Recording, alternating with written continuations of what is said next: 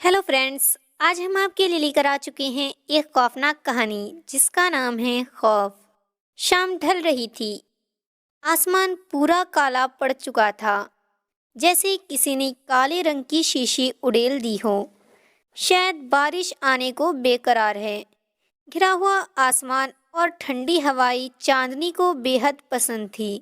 बारिश चांदनी के बदन में एक अजब सी सिहरन पैदा करती थी। चांदनी आईने के सामने पिछले आधे घंटे से बन संवर रही थी। बन संवर क्या, सजने की रिहर्सल कर रही थी। 3 बार तो साड़ियाँ चेंज कर चुकी थी। चांदनी को साज श्रृंगार का बहुत शौक था। आज उसे मिसेस कपूर की बेटी की शादी में जाना था। चांदनी कॉलेज की अध्यापक थी, मगर दिखती कॉलेज स्टूडेंट जैसी। वो हमेशा खूबसूरत दिखना और खूबसूरत रहना चाहती थी। चांदनी अब तैयार होकर रवाना ही हो रही थी। उसकी नज़र अखबार पर पड़ी। उसमें कोई भैरव चौक की खबर थी। लिखा था कि भैरव चौक नाम की एक छोटी सी इलाके में बहुत सारी अजीबोगरीब घटनाएं घटी हैं। कितनी वारदातें हुई हैं, लूट मार, हत्या, अपहरण, बलात्कार, भूत प्रेत का साया। सभी घटनाएं वहीं तो घटी है। लोग वहां दिन के उजाले में भी जाने का साहस नहीं करते थे। ये खबर पढ़ते ही थोड़े समय पहले चांदनी का चमकता चेहरा फीका पड़ गया। उसके चेहरे पर मानो हल्का खौफ मंडरा रहा हो। थोड़ी देर वो खामोश होकर वहीं खड़ी रही, मानो ये खबर उसके मन में घर कर गई हो। चांदनी की खामोशी मिसेस कपूर के फोन ने तोड़ी। चांदनी ने फोन उठाया और बातें करती वहां से कार में निकल गई। चांदनी को शादी में पहुंचने में कोई दिक्कत नहीं आई। चांदनी ने गाड़ी से बाहर निकलने से पहले एक बार फिर अपना चेहरा निखार लिया था। चांदनी का स्वागत हंसते चेहरों ने किया, मगर कुछ चेहरे ऐसे भी थे जिसने चांदनी को बुरी नीयत से देखा। वे चेहरे थे कॉलेज के बदमाश और कॉलेज ट्रस्टी के बिगड़े हुए लड़के। कॉलेज उन लड़कों को 5 पापी बुलाती थी। लड़कियों को छेड़ना, लड़कियों के साथ बदतमीजी करना, लड़ना झगड़ना, वो सब उन 5 का काम था। इसलिए कॉलेज उन्हें 5 पापी बुलाती। खैर, चांदनी भी उनकी हरकतों को भली भांति जानती थी, इसलिए उनको अनदेखा करके शादी में शामिल हो गई। नाच गाना, खाना पीना, गप्पे लड़ाने और बधाई में पता ही नहीं चला कि रात के 11 बज गए हैं। घर पहुंचने में अभी उसे 2 घंटों का फासला तय करना था। चांदनी के पति जतीन का फोन आता है। हेलो चांदनी, कहाँ हो? जतीन ने कहा, मैं शादी में आई थी पर बहुत देर हो गई है। बस मिसेस माथुर के साथ अब निकल ही रही हूँ। चांदनी ने बातें खत्म करके फोन रखा। चांदनी ने फटाफट से मिसेस कपूर को बाय किया और मिसेस माथुर को ढूंढने लगी, मगर पता चला कि मिसेस माथुर तो घर के लिए कब की रवाना हो चुकी हैं। चांदनी सोचने लगती है कि अब अकेले घर कैसे जाएगी। तभी अचानक से तेज बिजली कड़की। शायद थोड़े समय के बाद बारिश होने वाली है। उसने किसी परवाह करे बिना वहां से अकेले निकल पड़ी, मगर वो 5 पापी चांदनी की हर हरकत पर नजर रखे हुए थे।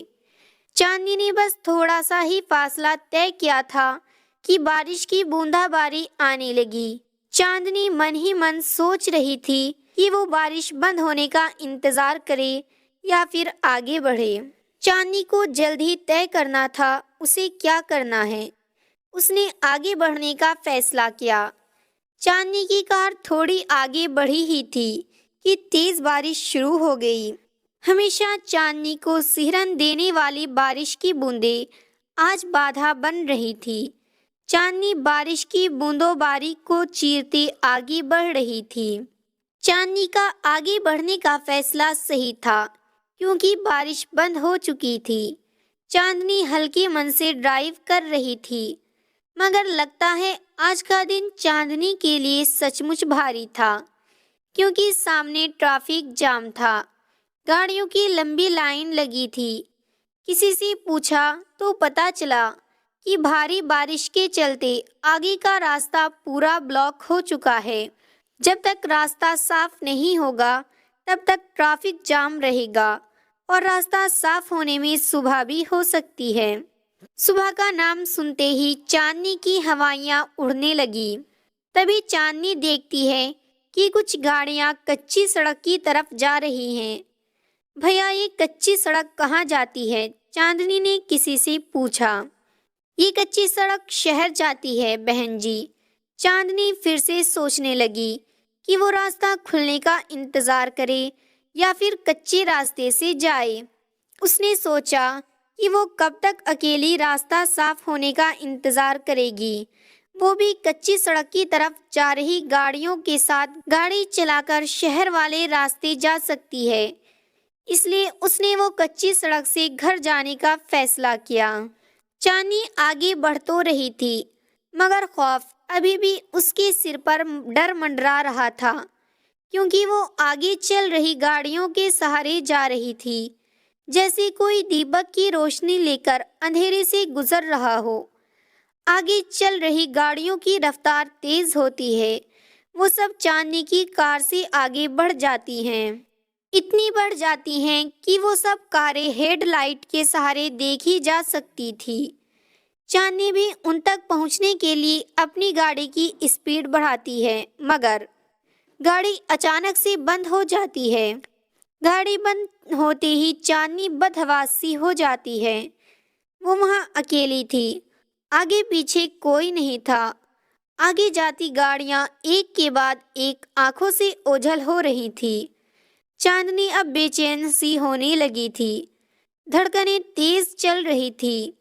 उसके माथे से डर की बूंदें एक के बाद टपकने लगी थी। उसकी आंखों में खौफ साफ दिख रहा था। वो घबरा के जोर जोर से सांसें ले रही थी। उसने अपने पर्स से फोन निकाला और जतीन का नंबर डायल करने लगी, मगर वहां मोबाइल कनेक्शन के नाम पर कुछ नहीं था। वो इतना डर गई थी कि गाड़ी से बाहर निकलना भी नहीं चाहती थी।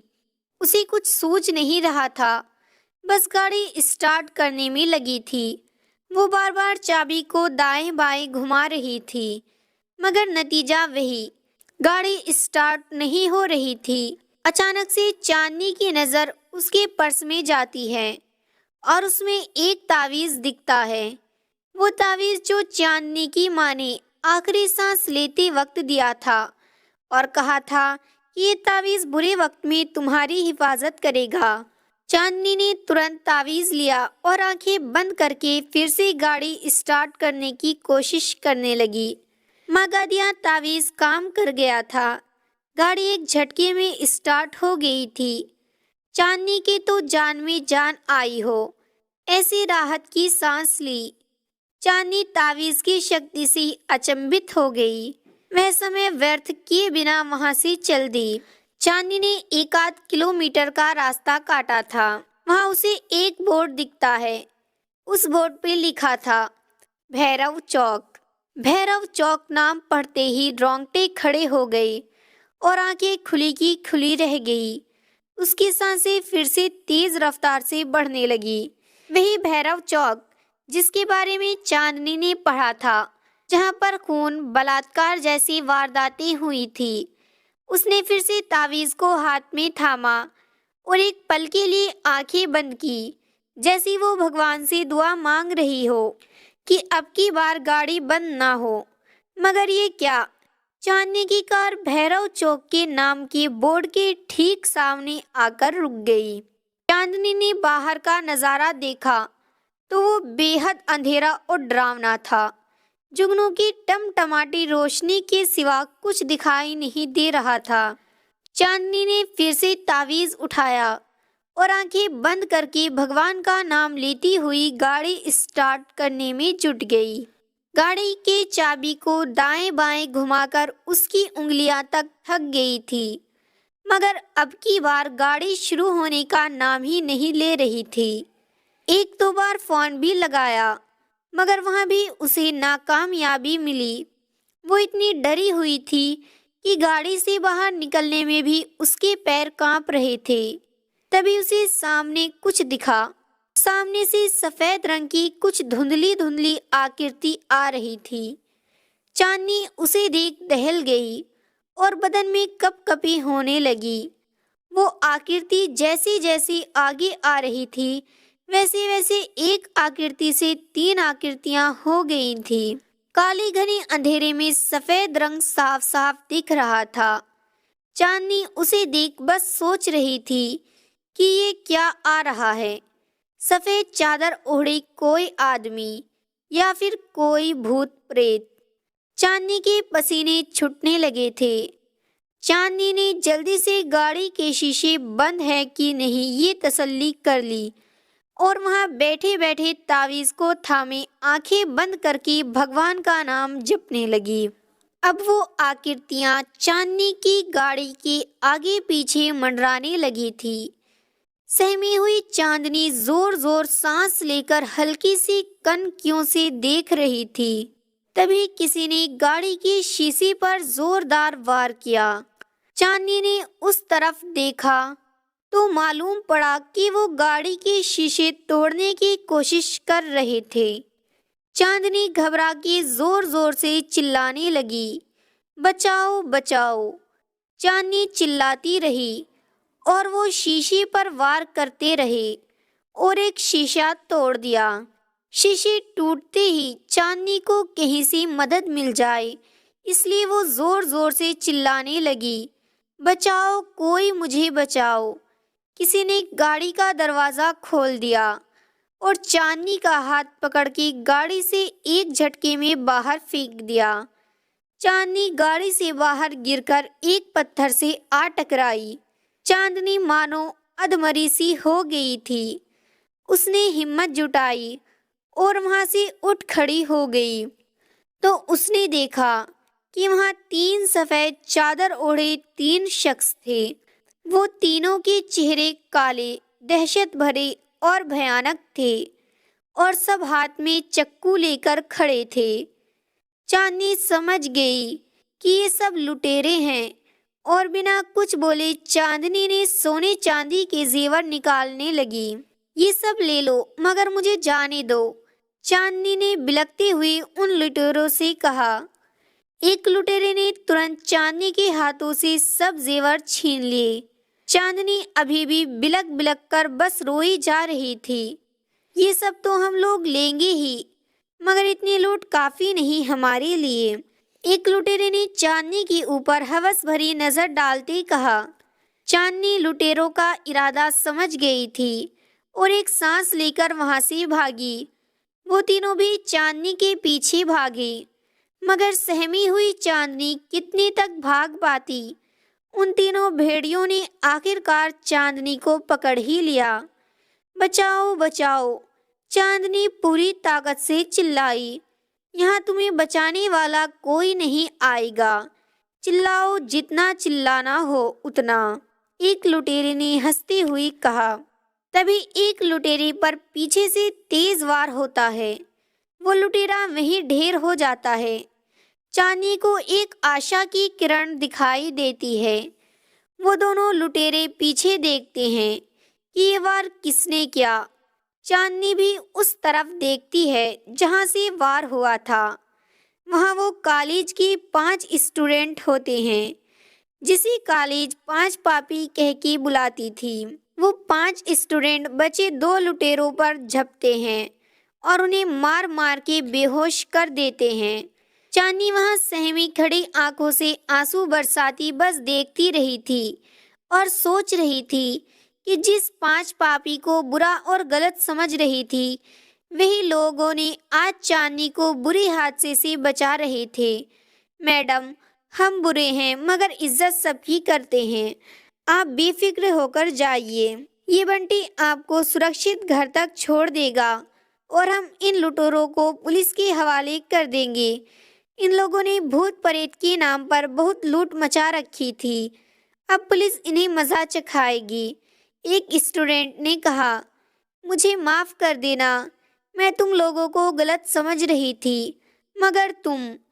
इनसे आगे चांदनी के मुंह से एक शब्द भी नहीं निकल पाए। चांदनी के आंसू ही थे जो सारी बातें बयां कर रहे थे। चांदनी वहां से सुरक्षित होकर घर गई। तो फ्रेंड्स, आपको हमारी कहानी पसंद आई हो तो कहानी को लाइक ज़रूर करें, शेयर करें और ऐसी ही कहानियाँ सुनते रहने के लिए हमारे चैनल को सब्सक्राइब करें। जल्द मिलते हैं अपनी अगली कहानी के साथ।